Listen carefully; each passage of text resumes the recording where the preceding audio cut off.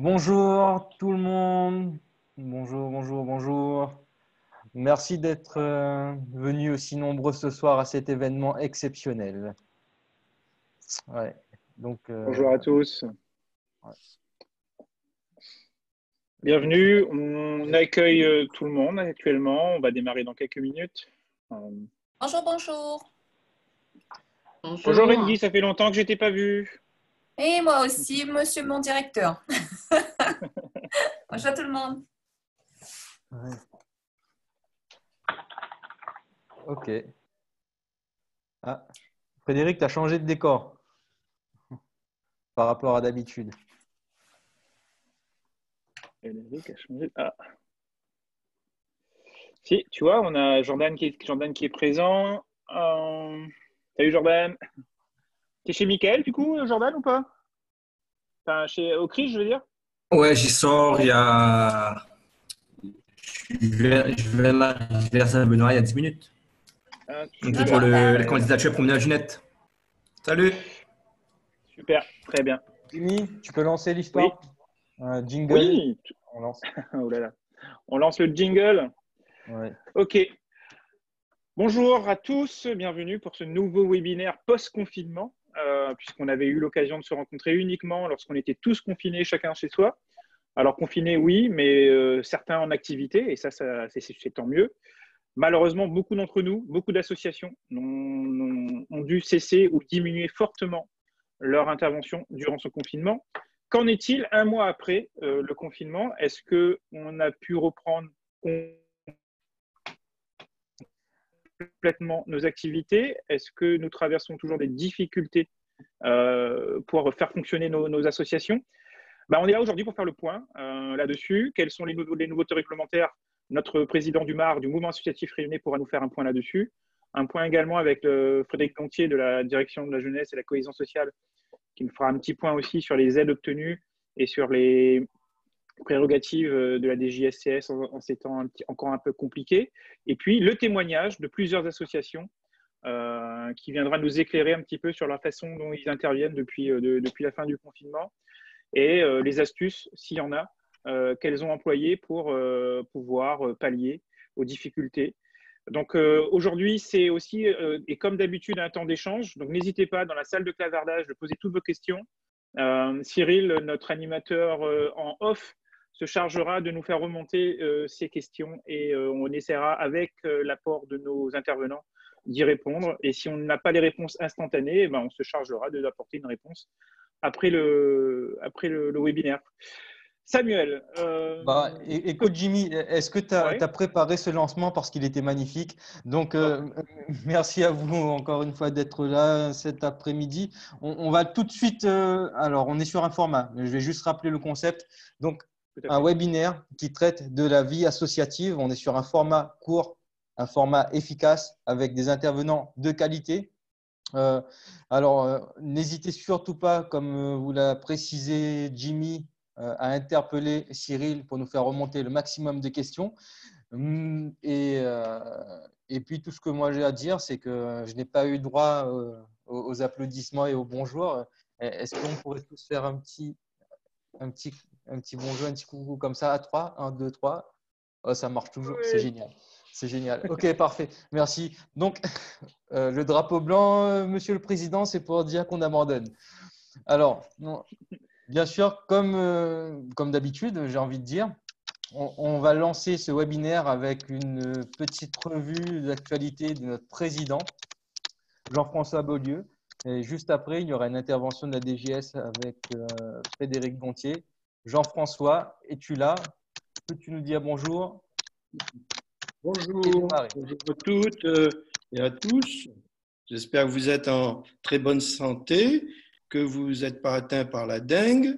Bon, et l'hiver approche, c'est temps, bon, on verra.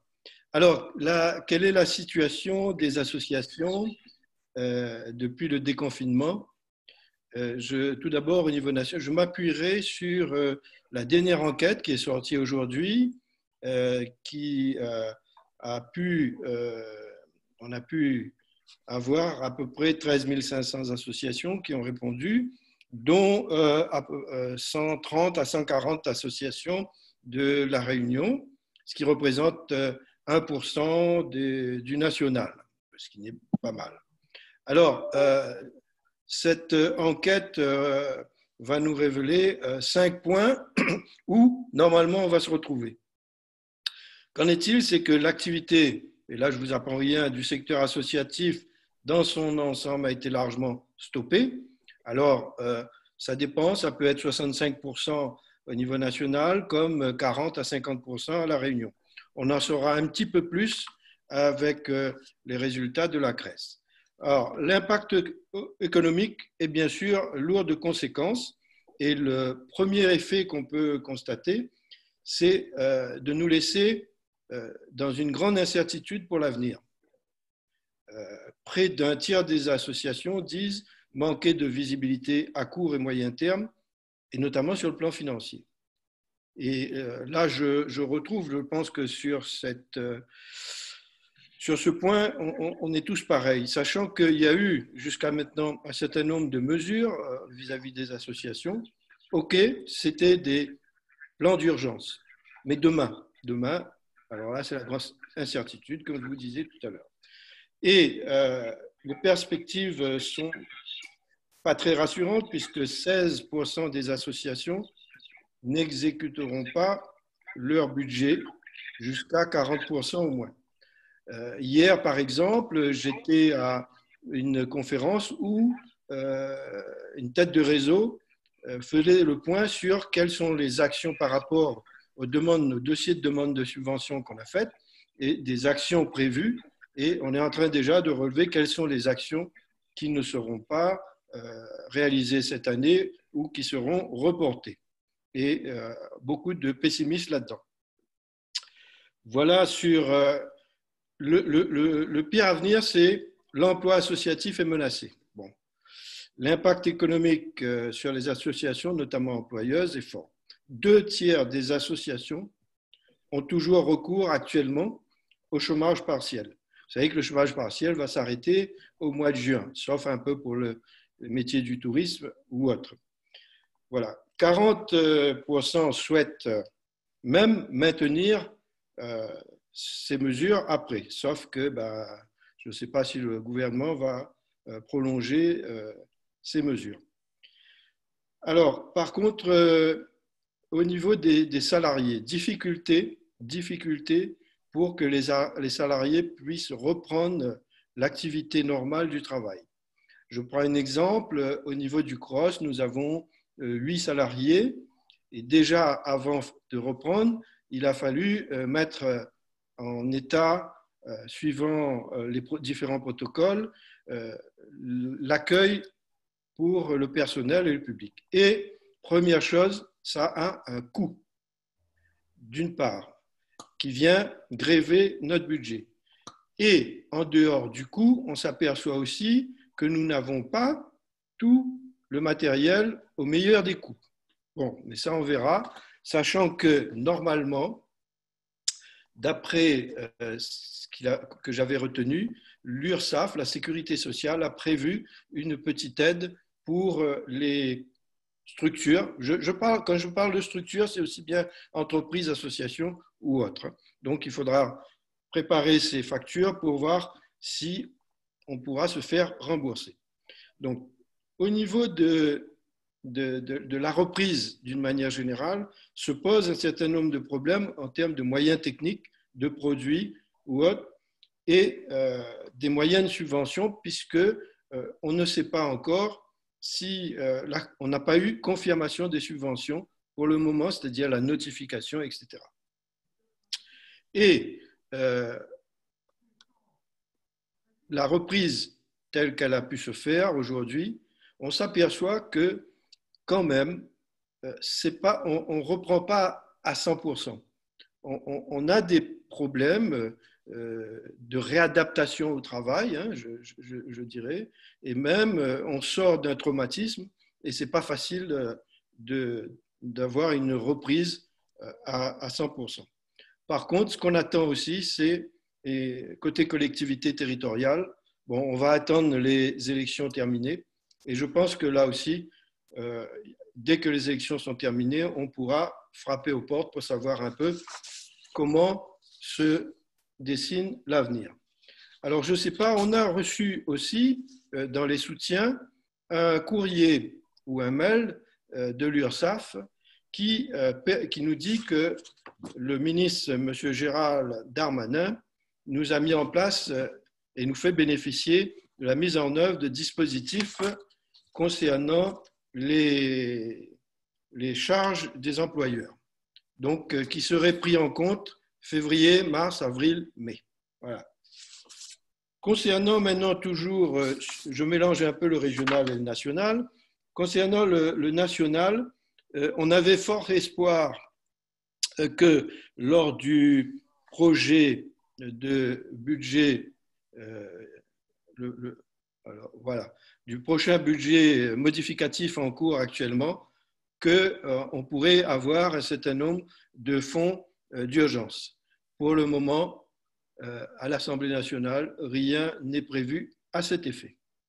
Voilà concernant les mesures nationales et l'enquête que vous avez sous les yeux qui reflète un petit peu la situation.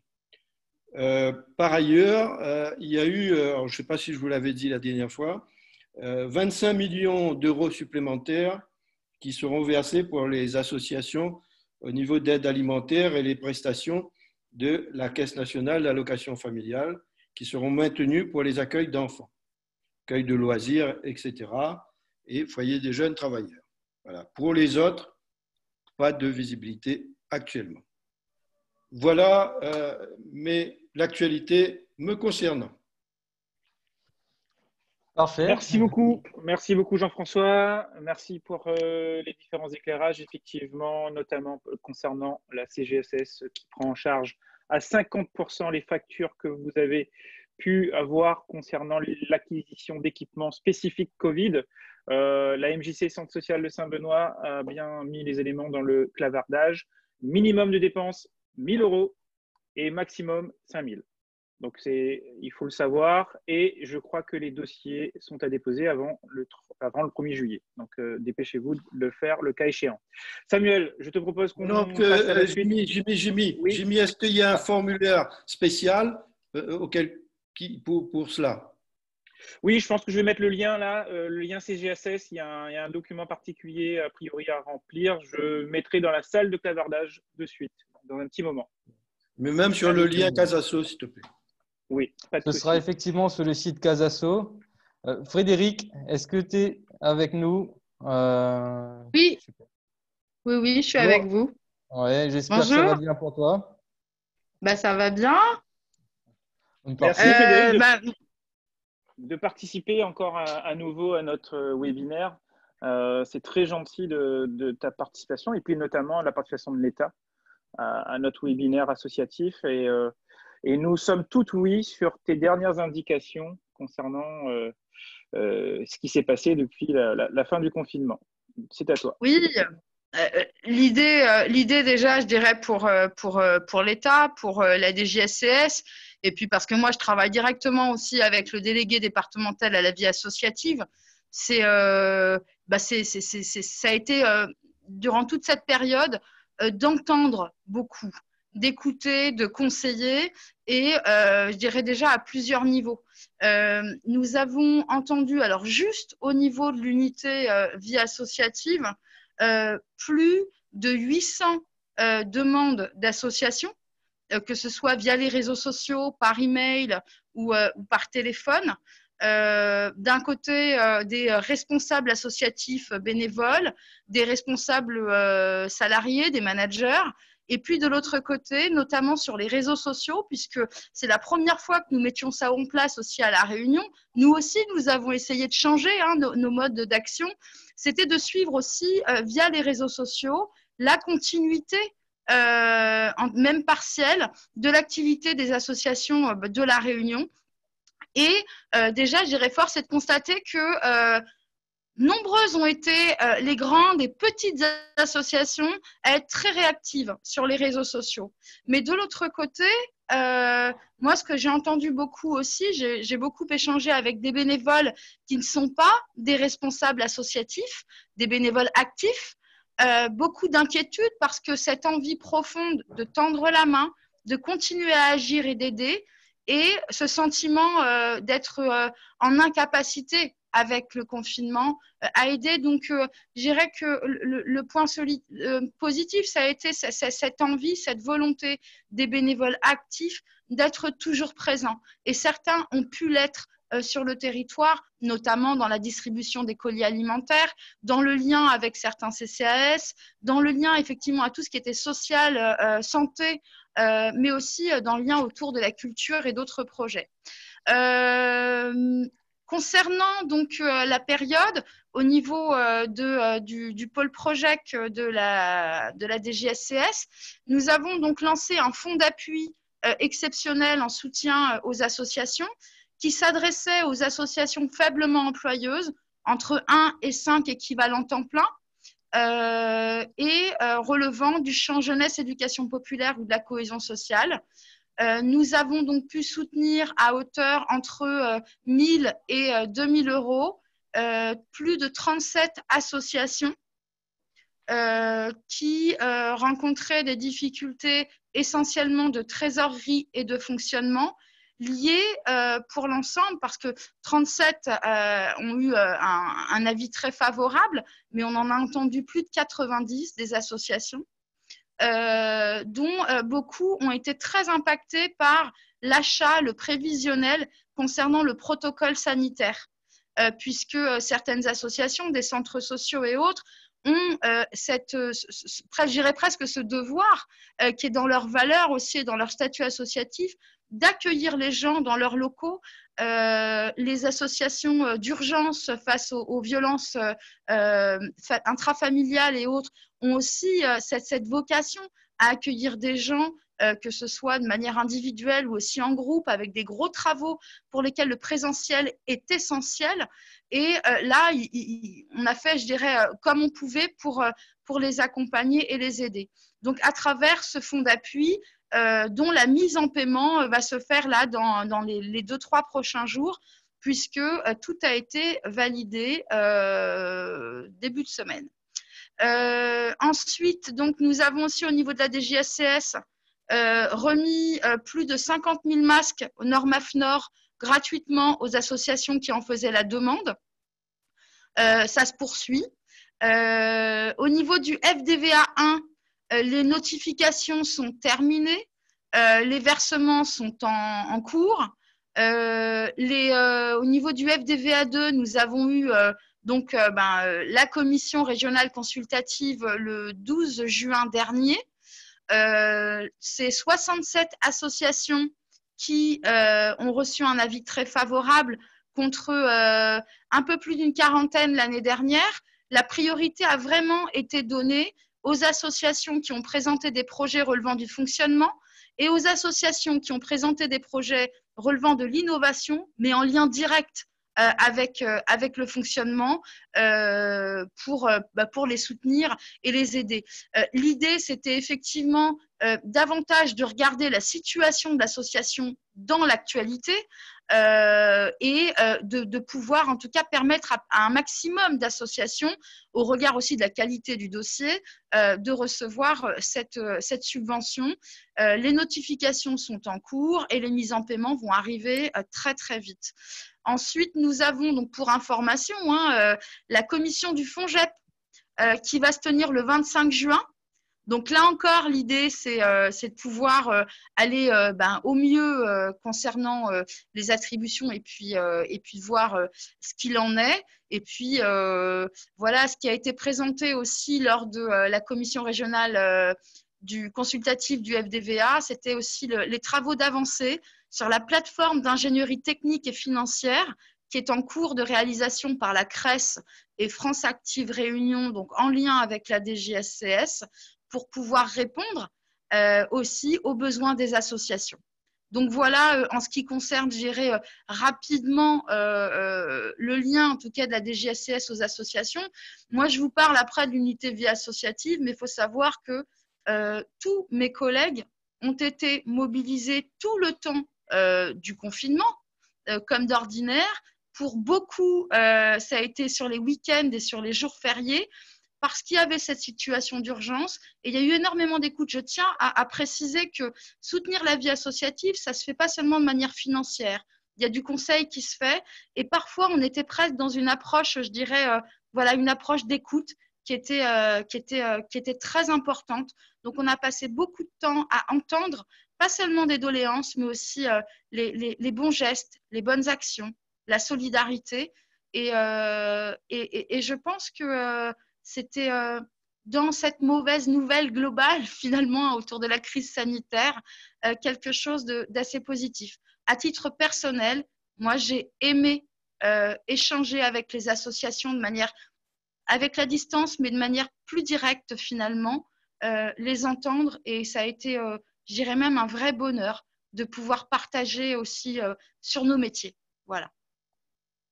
Merci beaucoup Frédéric pour ce témoignage d'intervention et puis sur nous donner un petit peu l'aperçu de la jeunesse et sport après le confinement.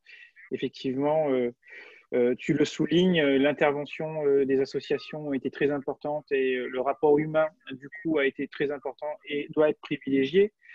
Merci pour ton intervention. Je propose qu'on passe à la suite du webinaire et des invités. N'hésitez pas, ceux qui souhaitent poser des questions. Nous avons des intervenants de qualité. Nous avons le président du MAR, nous avons la représentante de la jeunesse et sport qui est avec nous. De poser vos questions via la salle de clavardage. Cyril, le médiateur Craget, fera remonter les questions au fur et à mesure. Je vous propose de passer de suite à l'invité suivant. Donc, c'est la MJC de Saint-Benoît. Qu'on avait eu l'occasion d'accueillir lors d'un des webinaires sur les activités en ligne. Et il va nous faire un peu un compte-rendu de la reprise ou non de ces activités et la reprise et les difficultés qu'il traverse. Jordan Poirier, directeur de la MJC Centre social de Saint-Benoît, c'est à toi. On est tout oui. Alors, vous m'entendez, c'est bon? Très bien, impeccable. Parfait. Ouais. Bonjour tout le monde. Donc, merci de me laisser un petit temps de parole pour pouvoir vous expliquer un petit peu la situation de la MJC pendant le confinement et post-confinement. Donc, en termes de difficultés que nous avons pu rencontrer, on va dire post-confinement, tout d'abord, ça a été le fait que suite à l'annonce du premier déconfinement fin mai, donc à ce moment-là, on s'était préparé, nous, avec l'équipe de la MJC, à reprendre nos activités, on va dire, dans un nouveau contexte, en respectant bien évidemment les nouvelles mesures et gestes barrières. Et tout de suite, après cette annonce-là, on avait reçu un courrier de la fédération pour nous dire de faire très, très attention, qu'on n'est pas sûr encore d'avoir l'autorisation nécessaire de réouvrir et d'exercer nos activités. Donc là, pour tout vous dire, c'était un moment très, très difficile pour nous, pour comprendre, pour essayer de se renseigner au niveau de la jeunesse et sport, au niveau de la préfecture, au niveau de la CAF, comme on est centre social également. Donc, malheureusement, on n'a pas pu avoir les informations de nos partenaires. Donc, on a dû attendre début juin, après la réouverture officielle, on va dire, comme à toutes les associations. Donc là, on a vraiment pu réouvrir qu'à partir de ce moment-là, donc le 2 juin. Donc, dès le 2 juin, donc, on s'est réadapté. On a mis en place toutes les mesures barrières, tous les nouveaux protocoles pour accueillir à nouveau les enfants de nos différentes sections artistiques, musicales, sur la base du volontariat. Donc, on n'a rien imposé. C'était sur la base du volontariat, que ce soit de la part des prestataires de services, mais également de nos animateurs à nous ou des adhérents, notamment. Donc là, ce qu'on a pu voir, c'est que énormément d'adhérents ne sont pas encore prêts à reprendre les activités avec nous. Donc là, on fonctionne vraiment partiellement avec très, très peu d'adhérents. Donc, on va dire 20% de notre effectif adhérent, on en compte 680 à peu près, parce qu'on accueille chaque semaine. Mais là, vraiment, on tourne aux alentours de 10% de cet effectif-là. Malgré tout, on montre qu'on est toujours présent. On essaie de mettre en place des petits stages avec des groupes beaucoup plus restreints. Mais voilà, on montre qu'on est toujours présent. Ensuite, une deuxième difficulté, c'est la remobilisation de nos bénévoles administratifs, de nos conseils d'administration. Donc là, on a repris un petit peu nos conseils d'administration, mais on voit que malheureusement, on a pu avoir le quorum, mais vraiment à la limite de chez limite, pour pouvoir prendre les dernières décisions en fonction des dossiers, des reports d'actions. On a énormément d'actions qui étaient prévues mars, avril, mai, juin et même début juillet, qu'on essaye de reporter au maximum sur cette année pour justement ne pas devoir reporter les subventions sur l'année prochaine. Donc ça, c'est vraiment un de nos objectifs phares. Bien évidemment, il faut qu'on prenne en compte également les difficultés aussi de nos partenaires, comme on avait des actions conventionnées avec le conservatoire, le médiathèque et tout. Donc, il faut vraiment se conforter avec les nouvelles organisations de tous nos partenaires du territoire. Donc, ça, c'est vraiment un travail un petit peu laborieux et très difficile, mais il faut passer par là, donc on passe par là. Malgré tout ça, notre collègue, M. Jean-François, l'a précisé avant. Donc, vraiment, on a eu beaucoup d'accompagnement des partenaires, que ce soit la Jeunesse et Sport, la CAF, la municipalité de Saint-Benoît, la CGSS. Donc, vraiment, on a eu beaucoup de ressources qui sont là pour nous, qui ont été là pour nous accompagner, pour nous dire voilà, comment mettre en place le protocole de reprise. Nous aider également, que ce soit via le fonds d'initiative, le fonds d'appui exceptionnel, on l'a également sollicité. Donc, vraiment, un grand merci à tous ces partenaires-là, à la Case Asso qui a pu mettre en place ces webinaires pendant le confinement, qui nous a aidés, nous. Donc, je pense que ça a également aidé beaucoup d'associations, que ce soit à Saint-Benoît et même ailleurs. On a pu voir également ce que pouvaient mettre en place d'autres acteurs. On n'est pas forcément au courant de tout ce qui se passe, mais vraiment un grand merci par rapport à ça. Une autre difficulté, donc je finirai sur ça, c'est voilà, donc tout ce qui est sport de contact, nous on en propose également à la MJC. Et on n'a pas encore vraiment de visibilité encore aujourd'hui, voir quand est-ce que ça va pouvoir reprendre officiellement. Donc, nous, on fait du judo à l'MJC, mais on peut l'organiser en plein air, mais vraiment avec des nouvelles mesures. Là, on a appris aujourd'hui que les écoles réouvrent à Saint-Benoît, donc avec des mesures un peu plus assouplies. Donc, on va essayer de prendre l'information de ça et nous adapter encore et encore. Mais voilà, donc je tenais vraiment à remercier vraiment tous les partenaires qui se sont mobilisés pendant le confinement et post-confinement. Et j'espère juste que ça va pouvoir continuer malgré que tout le monde soit déconfiné aujourd'hui, que tout le monde puisse à nouveau travailler ensemble, mettre en place des actions. Il y a plein de nouveaux appels à projets qui sortent et c'est vraiment bien de pouvoir travailler tout le monde ensemble. Voilà. Merci beaucoup. Merci Jordan. Jimmy, il y a des questions pour Jordan? Oui. Moi, j'en avais. J'en avais. Mais je pense que j'en ai plein, mais du coup, le temps court. Ce qu'on retient, et Jordan, tu me contredis si j'ai dit des bêtises. Donc, une reprise difficile avec, tu me disais, à peu près 20% des adhérents, donc ce qui fait qu'une reprise doucement. Une difficulté aussi qui est intéressante, et ça peut-être qu'on pourra l'éclaircir tout à l'heure avec un autre de nos invités, c'est la mobilisation des bénévoles et notamment les membres du conseil d'administration. On aura la chance d'accueillir tout à l'heure Loïc Damé, président de l'association Réunion Bénévolat, qui pourra nous parler un petit peu d'un point de vue bénévole sur les impacts qu'il y a eu sur ces personnes-là. Effectivement, la vie associative suit son cours, mais donc c'est plus compliqué malgré qu'on est en période de déconfinement. Jordan, merci beaucoup pour ton intervention. Samuel, Jimmy, tu as super bien préparé ce soir, c'est génial. J'aime bien, on dirait vraiment une émission télé.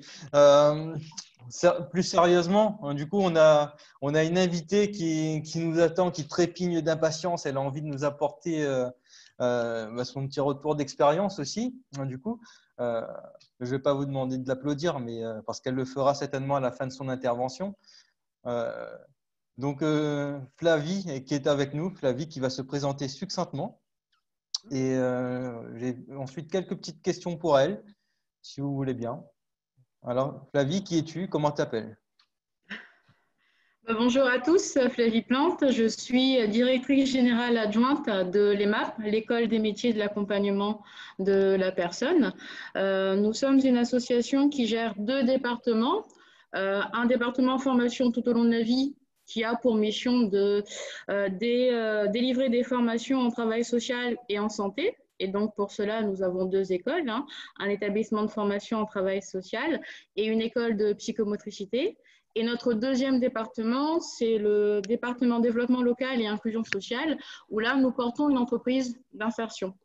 Je précise cela dans ma présentation parce que notre gestion du confinement et du post-confinement n'a pas été la même en fonction du fait que l'on soit sur le côté département de formation tout au long de la vie ou celui où on était sur l'entreprise d'insertion et sur le département développement local et inclusion sociale. Donc, Oui, bah, parfait, génial, super présentation succincte, j'adore. Alors, effectivement, crise sanitaire, Covid-19, confinement, post-confinement, j'ai envie de te poser la question, le retour au bureau. Donc, moi, je dirais, il y a de nouvelles compétences là avec tes collaborateurs. Je ne sais pas si vous étiez tous rompus au télétravail. Est-ce que tu peux nous faire un petit retour sur cette période post-confinement et comment vous voyez la suite au final? Alors, tout à fait. Alors, du coup, cette période de confinement puis de post-confinement a permis en fait à tout le monde d'acquérir de nouvelles compétences et de nouvelles manières de voir son travail. Hein. Il faut savoir que nous, donc sur les 2 écoles, on était dans l'idée de la continuité pédagogique. Donc, nous n'avions pas eu de cessation d'activité. Tout le monde était, on n'a mis personne en chômage partiel ou total. Par contre, il y avait la nécessité pour tout le monde de faire son travail, mais de le faire différemment. Et du coup, parmi les compétences acquises, je soulignerais bizarrement la capacité à communiquer différemment. Parce qu'avant le confinement, pourtant, tout le monde était sur site et on s'est rendu compte qu'il y avait des informations qui n'étaient pas forcément transmises. Pendant le confinement et la peur de l'éloignement, les équipes se sont mis davantage à communiquer, à organiser des temps de réunion. Et du coup, après le confinement, cette nouvelle manière de faire avec des ordres du jour et surtout des réunions beaucoup plus rapides, l'idée c'était de se dire, on ne fait plus des réunions de 2 heures, mais on fait des réunions de 30 minutes, 1 heure avec des personnes ciblées pour aller plus vite. Eh bien, ça a fonctionné pendant le confinement et c'est ce qu'on va garder par la suite.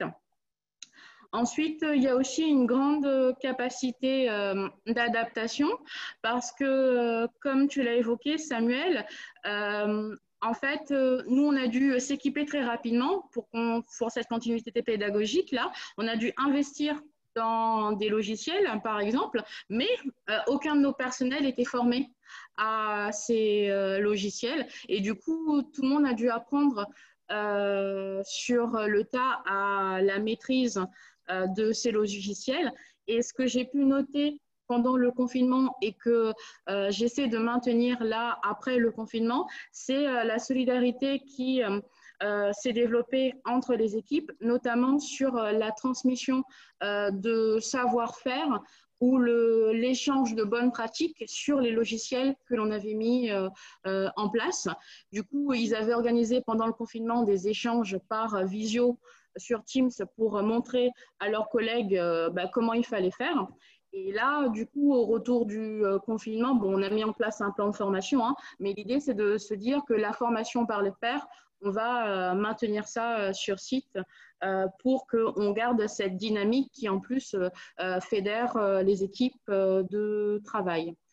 Et autre compétence développée pendant le confinement que je souhaite valoriser et mettre en avant, c'est la capacité de gérer, je ne sais pas comment le formuler simplement, le « je ne sais pas » du dirigeant. Donc moi, je disais « je ne sais pas » quand on me posait des questions. Il y avait des moments où je pouvais me positionner et leur dire « bon, écoutez, bien évidemment, avec l'appui du conseil d'administration, nous décidons que.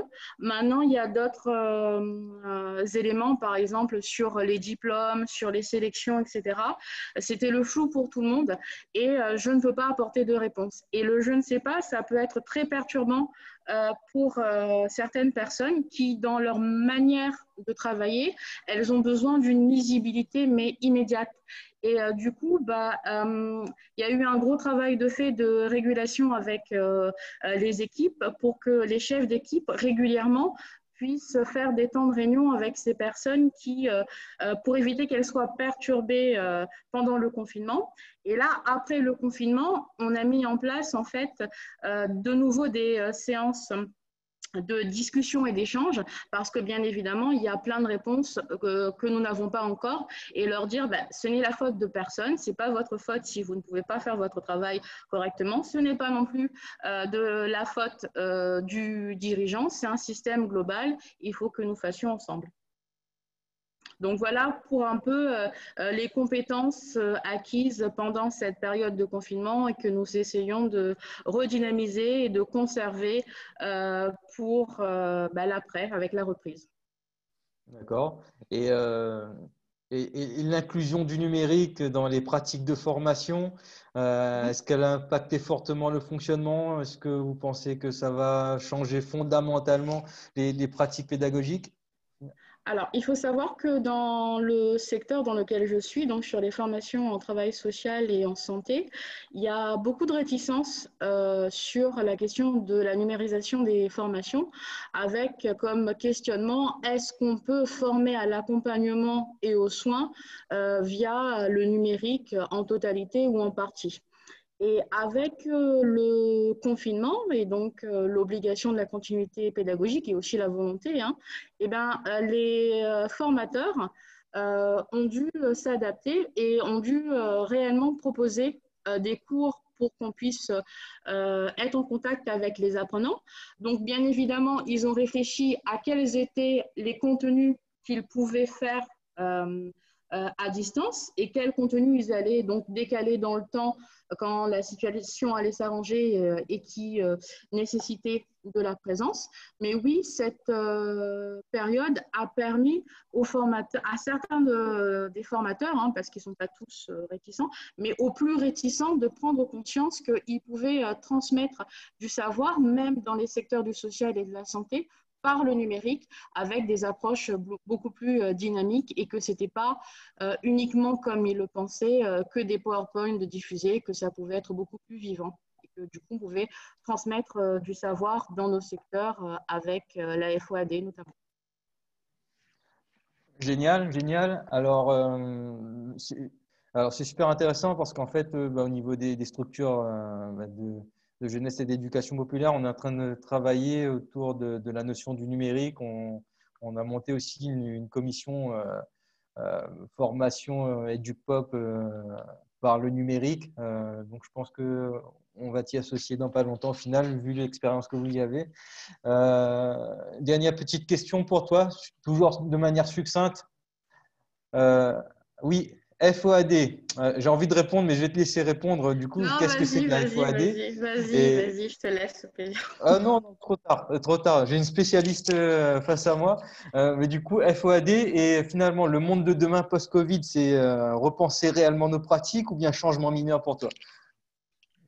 Alors, donc, FOAD, formations ouvertes à distance, où l'idée justement, où on est sur comment faire en sorte que le savoir et les cours soient en ligne, c'est tout simplement, si je devais le réduire, même si ce serait minimaliste, ce serait les cours et la transmission des savoirs à distance en utilisant un certain nombre d'outils numériques. Le monde de demain. En fait, ce serait bien une question, c'est la question la plus déplaisante de tout ce que tu m'as posé, dans la mesure où, en fait, pendant le confinement, moi, j'étais partagée entre deux émotions. Comme je pense beaucoup de personnes, j'avais beaucoup peur des conséquences sanitaires du Covid, aussi bien professionnellement que personnellement. Mais en même temps, j'avais espoir que cette situation réagisse comme un révélateur de conscience et aboutisse à de nouvelles pratiques autour de l'économie circulaire, du circuit court ou même sur nos pratiques alimentaires et le non-gaspillage. Mais là, je me rends compte que c'est très difficile de changer des habitudes parce que parfois les gens ont peur et que quand ils ont peur, on se raccroche tous à ce qu'on connaît le mieux.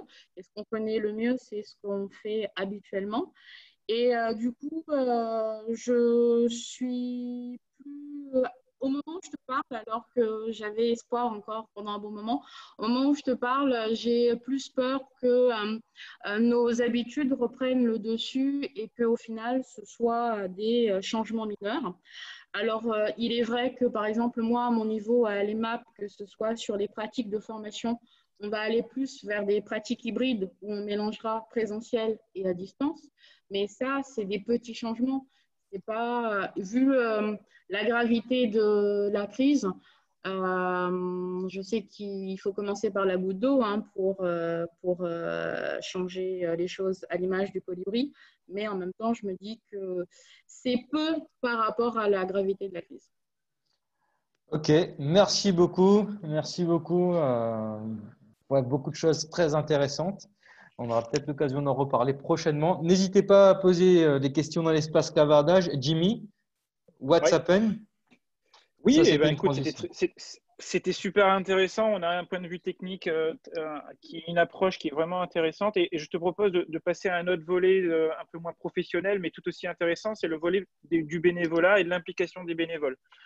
On a la chance d'accueillir Loïc Damé, qui est le président de Réunion Bénévolat. Et Loïc, Alors Loïc, je ne te vois pas. Si tu peux juste activer ton… Voilà, Loïc, oui, bonjour Loïc, merci de nous rejoindre. La question, c'est effectivement les bénévoles, comment elles ont, d'après toi, parce que tu les rencontres, tu les côtoies régulièrement et puis tu as, via ton site internet également, tu les mets en relation avec les associations. Comment les bénévoles ont vécu cette période de confinement rapidement, mais surtout comment ils perçoivent, comment ils vivent aussi la période post-confinement. Que penses-tu notamment de l'analyse de Jordan de la MJC qui disait que pour faire son AG, ça a été compliqué parce qu'il n'a pas pu mobiliser totalement l'ensemble de ses bénévoles. Est-ce que c'est un cas isolé ou est-ce que c'est général? Nous t'écoutons, Loïc. Oui, effectivement, c'est un cas général. Nous, avant le confinement, on était assez actifs, on pouvait organiser des ateliers, des rencontres, et dès que le confinement est arrivé, on a dû stopper tout ça. Et la seule chose qu'on pouvait faire, donc, c'était le site internet et le téléphone. Les bénévoles, effectivement, il y a un bénévolat qu'on peut faire par internet, bénévolat digital. Ça a été très actif pendant le confinement, notamment l'association WebAssos, qui est partenaire de Réunion Bénévolat. Ils demandaient beaucoup de ce genre de choses. Mais nous, les bénévoles qu'on côtoyait, c'est des personnes qui étaient actives en présentiel. Donc là, par contre, tout s'est arrêté. Et j'ai eu beaucoup de coups de téléphone de personnes qui me demandaient qu'est-ce que je peux faire pendant cette période. Et malheureusement, la seule chose que je pouvais faire, c'était de les rediriger vers la plateforme du gouvernement. Et merci aussi à la DGSCS d'avoir pu les accueillir et les orienter. Mais nous, à notre niveau, on ne pouvait pas leur proposer d'action. Alors, il y a quelque chose qui pouvait se faire. Il y a du soutien téléphonique. Certaines associations font de l'écoute, mais c'était vraiment compliqué. Voilà. Alors, et maintenant, on est dans une situation où on va pouvoir réorganiser des activités, mais c'est encore compliqué. Là, par exemple, aujourd'hui, on a organisé une réunion avec les bénévoles de Réunion Bénévolat, nos bénévoles internes, pour voir comment est-ce qu'on va pouvoir se projeter et quelles actions on va pouvoir organiser. Mais on ne sait pas si on va pouvoir les tenir. Là, on va organiser peut-être des forums du bénévolat, ce genre de choses, mais est-ce qu'on va pouvoir les faire ou pas? On ne sait pas. Et donc, les gens sont encore très frileux.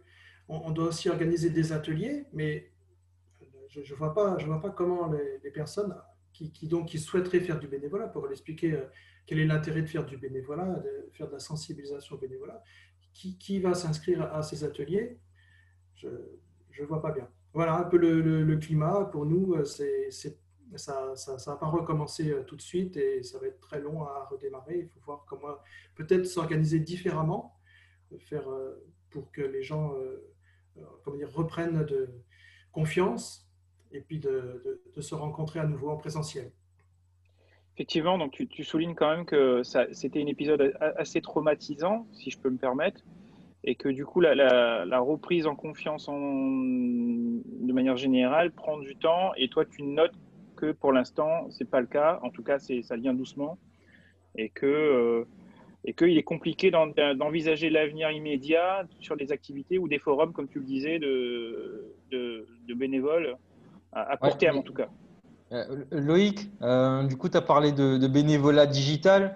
Est-ce que ça a été un grand boom? Est-ce que la tendance, on est sur une tendance baissière ou bien du coup, c'est vraiment à la hausse depuis le post-confinement ou ça se stabilise? Je ne sais pas en termes de développement si ça a bien matché ou pas.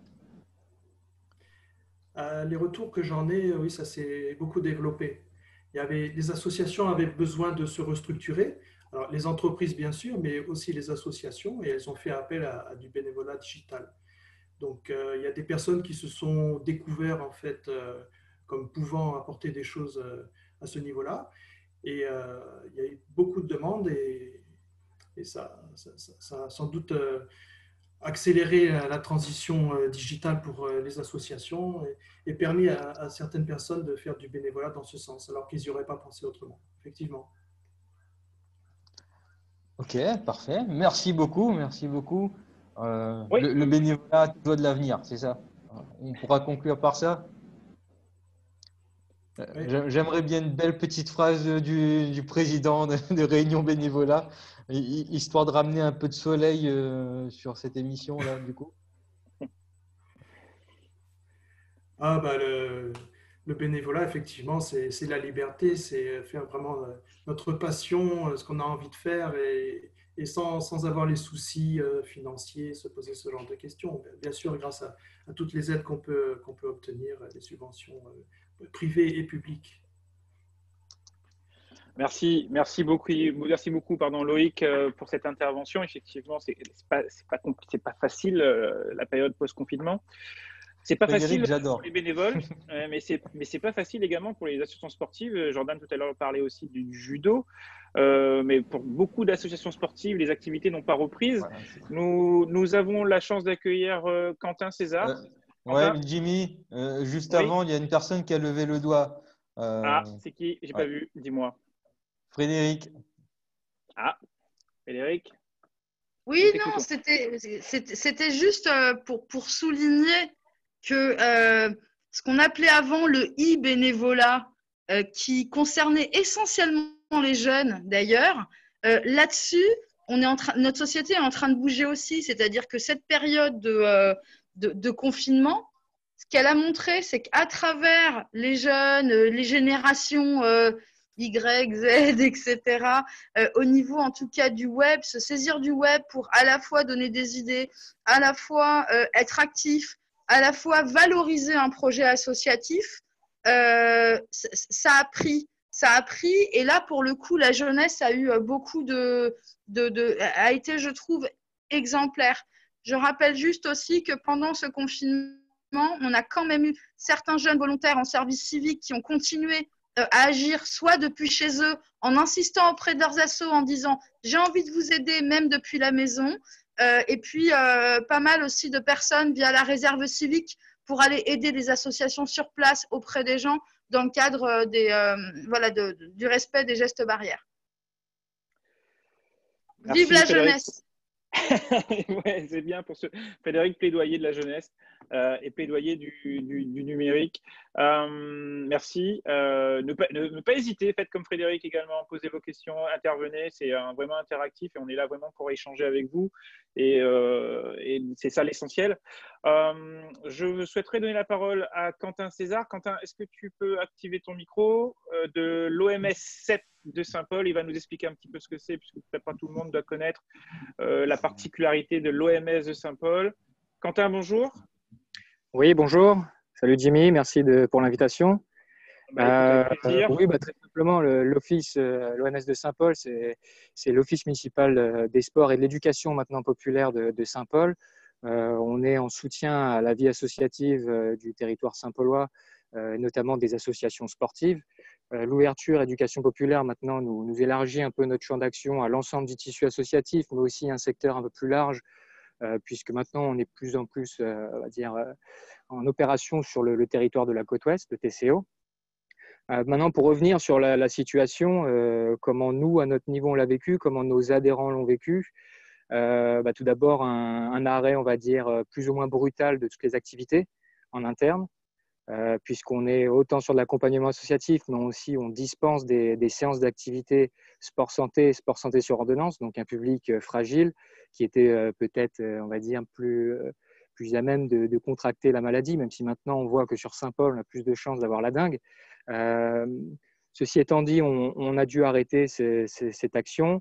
On a dû du coup mettre plus de la moitié de l'équipe salariée en activité partielle, et puis une partie qui est restée active, on va dire, au niveau en faisant du télétravail pour continuer à assurer on va dire, la pérennité déjà de la structure pour ce qui est des ressources humaines, mais aussi prendre le temps, voilà, de refaire le point sur nos stratégies en interne, de prendre aussi le temps sur tous les dossiers qui s'accumulent, notamment l'administration.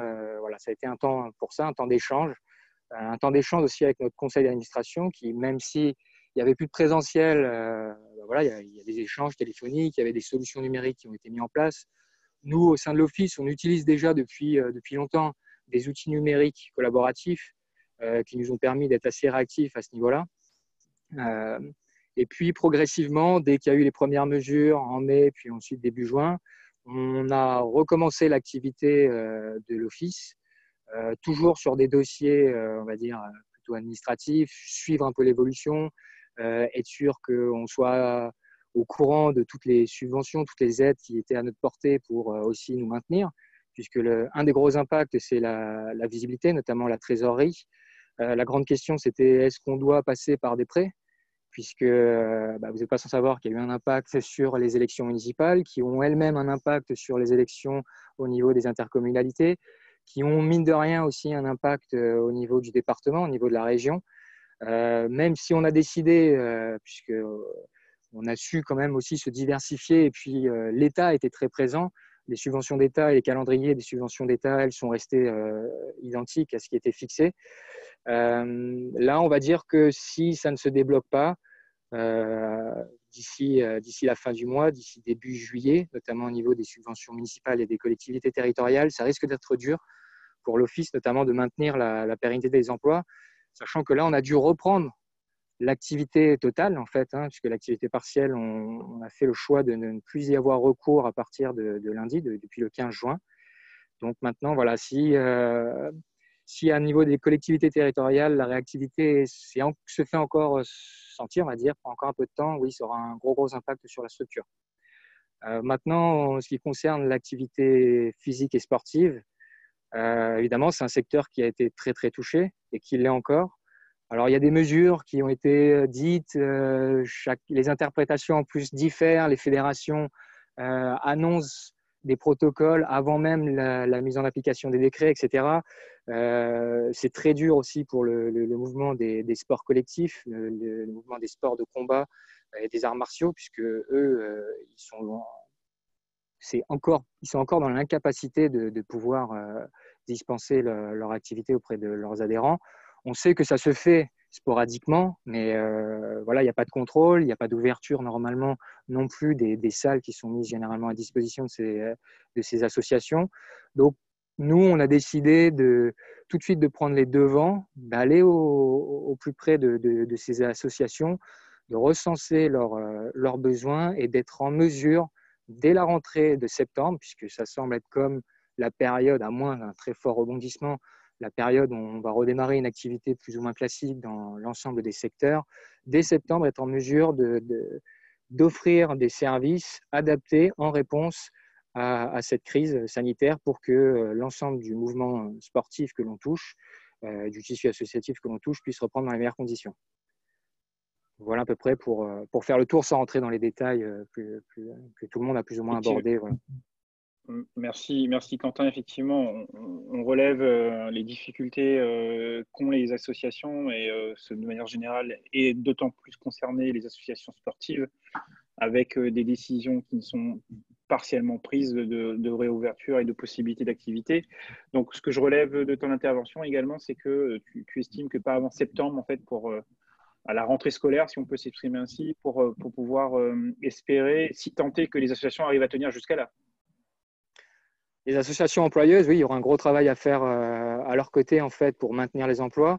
On réfléchit nous-mêmes de relancer des sessions de sport santé, toujours pareil, puisque étant donné qu'on n'est pas vraiment sorti de cette crise sanitaire, notamment des effets qu'elle pourrait avoir sur le public fragile, on va quand même tenter pour soutenir les associations, les structures sportives avec lesquelles on travaille, pour pendant les vacances de juillet-août, parce que c'est pareil, on pense que juillet-août, il n'y aura peut-être pas autant de personnes qui partent en vacances, donc des personnes potentiellement qui resteraient sur le territoire, qui seraient à même de pratiquer de l'activité avec ces associations. Donc là, on essaye de mettre en place des choses. Voilà, pareil, c'est comme il y a des contraintes, des protocoles à appliquer. Vous l'avez abordé en début d'émission, les investissements que ça nécessite pour faire l'accueil. Et puis du jour au lendemain, on nous dit, bah non, finalement, c'est plus obligatoire. Maintenant, on va dire à quelques jours de lundi prochain et d'un éventuel déconfinement total, hein, peut-être. Peut-être que les investissements ne sont pas nécessaires.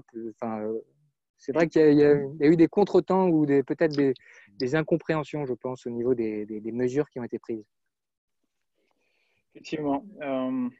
Merci beaucoup, Quentin, pour ton intervention. Merci à vous. Merci vraiment, c'est super intéressant. Je propose qu'on passe à la suite, parce qu'on est un petit peu pris par le temps. On est en train de regarder l'horloge. Le temps file, Jimmy, le temps file. Ouais, nos intervenants aussi sont intéressants, que veux-tu? On les a bien choisis et ils interviennent et c'est super. Ils nous apportent aussi des super infos et des difficultés. Et ils nous remontent leurs difficultés. On ne peut pas non plus passer outre.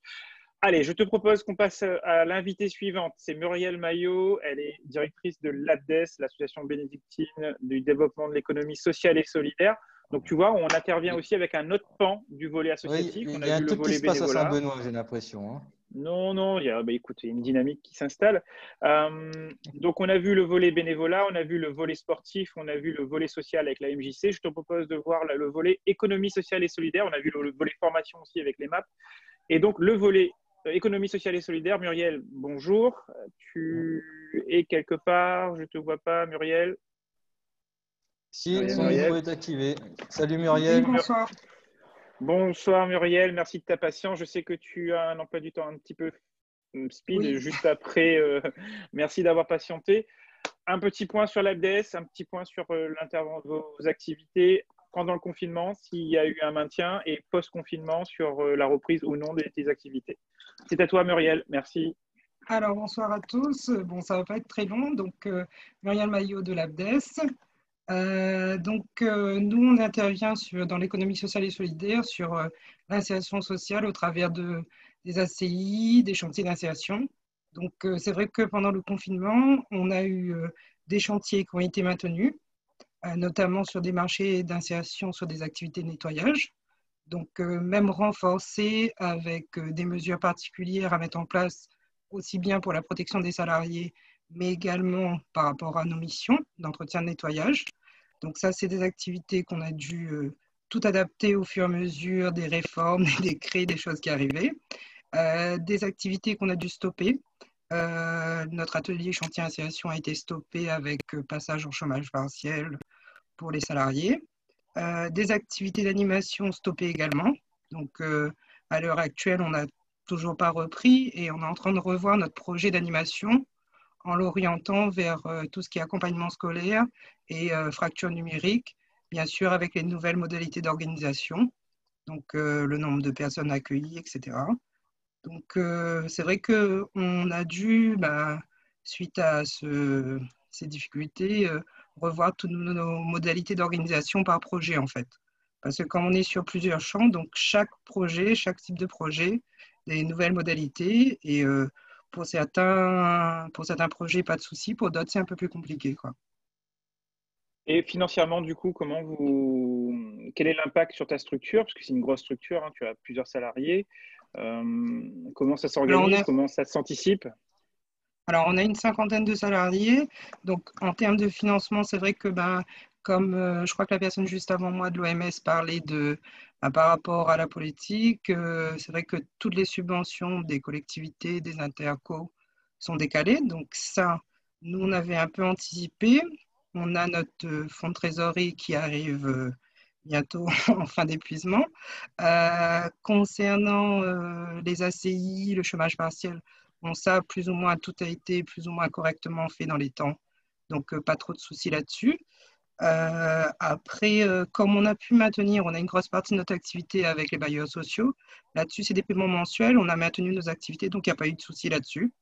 Donc, c'est vraiment sur plus les projets en lien avec les collectivités et les intercos qui sont décalés et que on essaie de ralentir en attente des validations, quoi. Ok, effectivement, c'est une période compliquée. D'après toi, ce qui peut et ce qui a peut-être sauvé ta structure, c'est quoi? C'est la diversification des activités que tu as? Ah oui. Parce que si par exemple nos activités de nettoyage étaient stoppées, comme par exemple lors des Gilets jaunes, où là on ne pouvait plus intervenir, donc c'est vrai que si on n'avait pas cette partie prestation de service un peu, on va dire, semi-privée, je pense que oui, ça nous aurait mis beaucoup plus en difficulté, quoi. Très bien. Muriel, merci beaucoup. Je sais que tu es prise par le temps. Nous-mêmes aussi, on est un peu pris par le temps. Merci de ton intervention. Merci Samuel, à vous. je te dis à bientôt. Samuel, peux-tu nous présenter la personne suivante qui va intervenir pour nous aujourd'hui? Il me semble qu'elle s'appelle Audrey. Tu peux nous en dire plus. Dis-nous. Samuel, avec le micro ouvert, ça passe mieux. Samuel, allô? Non, micro. Ah, il s'agit d'Audrey Bacal d'Unicité. Parce que moi aussi je la connais. Il n'y a pas que Samuel qui la connaît, mais donc je peux vous faire la voix de Samuel Ablancourt si vous voulez. D'habitude je me fais applaudir quand je rentre dans une salle, mais là ça va. Audrey Bacal donc d'Unicité. Ça fait pas longtemps que vous êtes à La Réunion et on a eu la chance lors d'un précédent webinaire d'entendre l'une de tes volontaires en service civique qui témoignait de son expérience pendant cette période de confinement. C'était le webinaire de la parole aux jeunes et le confinement. Audrey, comment vous avez vécu votre période de confinement, l'après, le 1 mois, et puis je crois que vous avez aussi l'actualité fraîche. Oui. Bonjour à tous.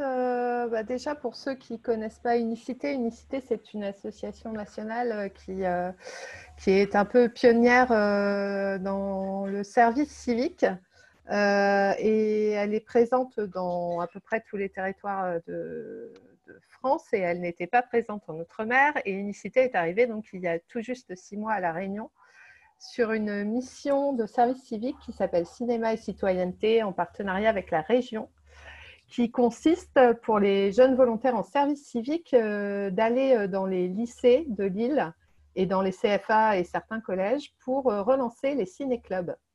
Donc, c'est une mission qui effectivement se fait en présentiel. Donc, ils sont 9 jeunes en service civique aujourd'hui sur Unicité Réunion. Et donc, à partir du moment où il y a eu le confinement, toutes les projections dans les lycées se sont arrêtées. Du coup, leur mission, évidemment, ne ressemblait plus à grand-chose du jour au lendemain. Mais ce qui s'est passé, c'est que l'avantage, c'est que les films qu'on pouvait proposer dans la mallette du CNC pour aller dans les lycées n'étaient pas forcément disponibles sur Internet, puisque l'idée est venue très, très vite de la part des jeunes et puis de l'organisation de développer des projections et des ciné-débats, mais en ligne, donc par Internet, et donc de pouvoir poursuivre la mission à distance en continuant à projeter des films et à avoir des débats après ces films, des débats citoyens, des débats autour de société, de le faire à distance. Et ça a plutôt bien fonctionné. C'est-à-dire qu'on a eu du mal par contre, à agréger forcément les établissements scolaires qui avaient vraiment autre chose à faire et les professeurs et les élèves chez eux qui déjà, c'était déjà compliqué pour eux. Donc, les mobiliser sur une action comme ça, de regarder des films en ligne, ça n'a pas été forcément très, très simple, mais on en a eu quelques-uns. Et puis surtout, on s'est ouvert à d'autres publics, donc à d'autres associations jeunesse. On a fait notamment une projection en ligne d'un documentaire réunionnais avec les jeunes de JB4 qui ont participé. On a pu faire une rencontre en visio avec la réalisatrice. Ça aussi, c'est des choses qui, en temps normal, ne sont pas faciles de mobiliser des gens en présentiel. Là, on a eu, à chaque fois qu'on a fait des projections, pratiquement à chaque fois, soit un réalisateur, soit un comédien, soit un producteur de cinéma qui intervenait en débat, en visio à la fin. Donc, ça a développé tout d'un coup des choses qui, avant, nous semblaient compliquées et qui, à ce moment-là, sont devenues beaucoup plus simples, en fait. Génial. Donc voilà. J'aime bien. Mon micro a été coupé. Je soupçonne Cyril d'avoir fait exprès de couper mon micro. Oui, bien sûr. Voilà. Ok. Merci pour ton intervention, Audrey. Alors, C'était surtout le plaisir de faire l'introduction d'Audrey Bacal. C'était un plaisir pour moi.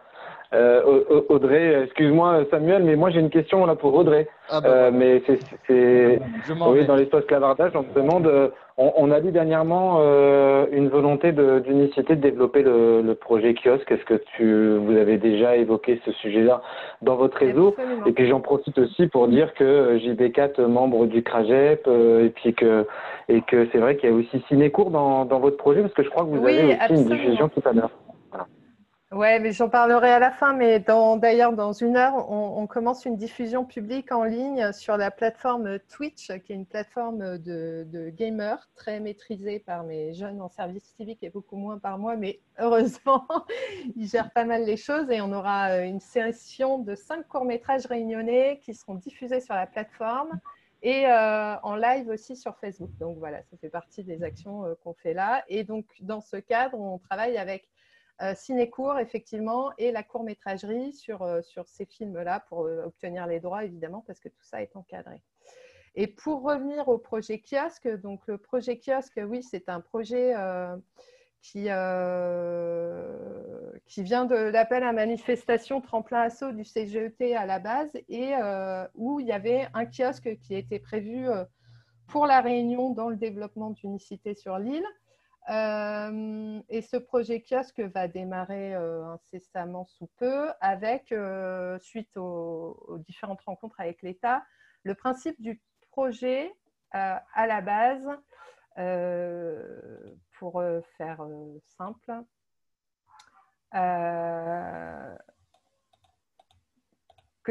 comment je pourrais vous résumer ça?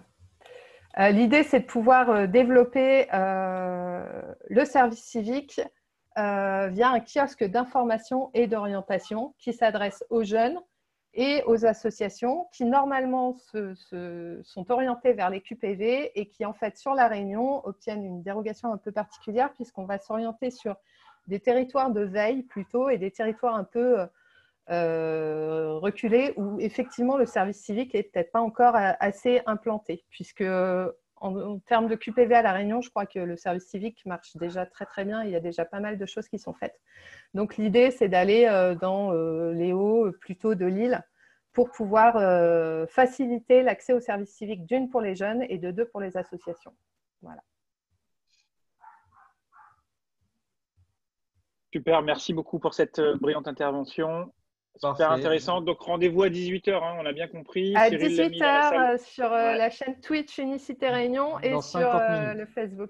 Voilà. Et je vais peut-être devoir vous quitter un peu tôt parce qu'on a encore des tests techniques à faire. Ça marche. De toute façon, là, on arrive vraiment à la fin.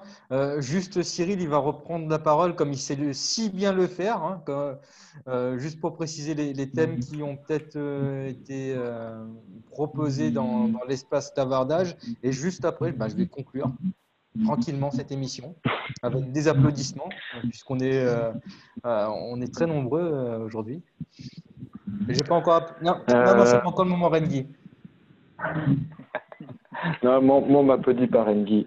Moi, les sujets que je vois dans l'espace clavardage et que le sondage, du coup, a plutôt donné, on est vraiment sur la notion des vacances apprenantes, qui est un gros sujet à laquelle on travaille avec notamment la DGSCS et les autres partenaires.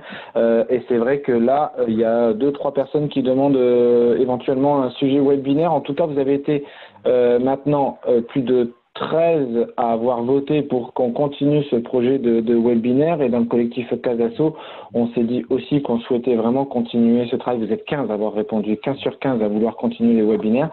Et donc maintenant, on va devoir s'activer pour travailler sur ce sujet-là, mais très rapidement parce que les vacances sont bientôt et qu'il y a beaucoup de choses, notamment Frédéric, il y a beaucoup d'appels à projets, beaucoup d'aides, beaucoup de protocoles, il y a beaucoup d'échanges, il y a même un petit collectif d'organisateurs qui se sont réunis lundi matin pour travailler et se fédérer pour la mise en place du protocole sur les accueils de loisirs.